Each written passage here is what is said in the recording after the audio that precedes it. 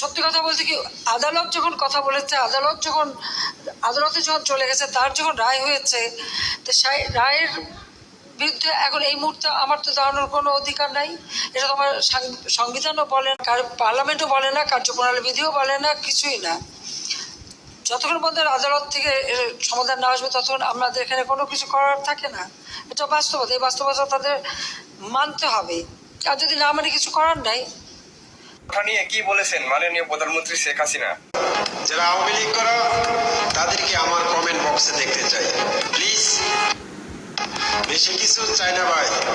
যারা আওয়ামী লীগ করো তাদেরকে আমার কমেন্ট না চলে তাহলে আবার সবাই নেশা করবো, মাদক ব্যবসা শুরু করবো। তোর কাজের সন্তান আমরা কিছু কিছু গ্যারেজ মালিকরা আমাদের নিয়ে অটো ধরাই দিছে, তোমরা কামাই করে খাও, তোমরা বউ বাচ্চা নিয়ে শান্তি মতন খাও, তোমরা এসব করো না। আগে নেশা